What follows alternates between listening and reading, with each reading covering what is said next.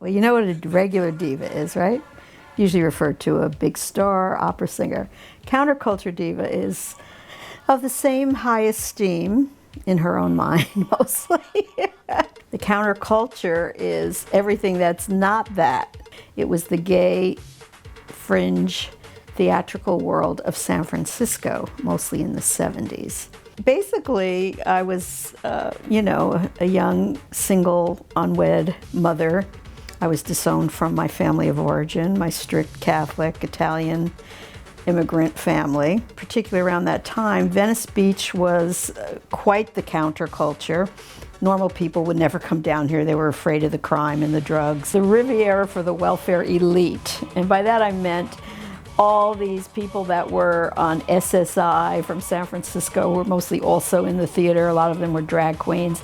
And I met Divine. She was quite an infamous counterculture diva herself from her fame with John Waters movies. And through his influence, he mentored me and put me on stage with the infamous Coquettes, which were a very gender-bending theater group. And that's what it was like in the 70s. You know, we were like instant family. We all got along. We partied day and night, daytime on the beach. And I was willing to just be completely reckless. And some of it, there was a price to pay for that. And I talk about that in my book. I don't, gloss over it, because there was drugs and sex and I wouldn't say rock and roll so much for me, it was more like disco.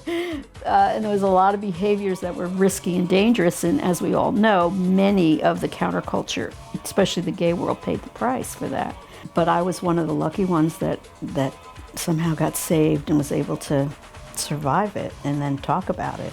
And in spite of, being disowned by my family, being ostracized, and then having this queer family that came in to rescue me and save me. I mean, that's really what my Life, a Four-Letter Word is about. It's about family, and it's about finding and creating a family and finding a way to survive and support yourself all through it. No matter how dysfunctional it was, there was like this real core of love and understanding. We were all the freaks, we were all the queers, but we came together and created a family for ourselves.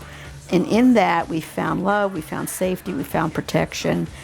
And some of us mended, like I particularly mended my relationship with my family. I worked hard at trying to do it, and it happened. Look, you know what? Maybe by your standards, I did not live a righteous life, but I raised an amazing daughter.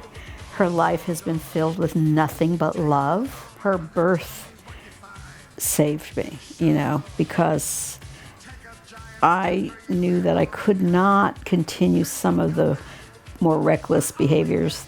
The first time I think I ever really experienced what real, pure, divine, unconditional love is. When I had that baby and held her in my arms, I knew. So I've done a lot of odd jobs over the years. That's what my whole second book is about, all the odd jobs I did to survive in show business. And that too taught me, the necessities of the mother of invention, so I learned to do things I probably would have never done if I didn't need to. What happened to Viva? We want to know more about Viva. We want to know, So I included more stories about Viva as an adult, who's a very successful singer, writer, music coach, teacher, in her own right. I was Dean Martin's maid for 2 years. I've made sweaters for so many famous divas. Roseanne, Fran Drescher, Lily Tomlin, Julia Roberts. They've all bought sweaters from me, lots of TV soap stars. And I catered parties with Liz Taylor and Michael Jackson, Pamela Anderson, just tons and tons of Joan Rivers, of course, I met. I'm going to be 70 in January. It's a big number, big decade.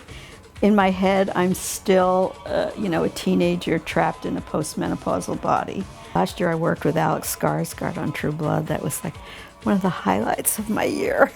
I love Alex. The civil rights movement was happening, the sexual revolution was happening. And there was, Martin Luther King, and there was all these other people carrying the banner, So I'm happy that I was born in the time I was born in, because it was an amazing time. From the greatest lover you have ever known. Yes, walk away.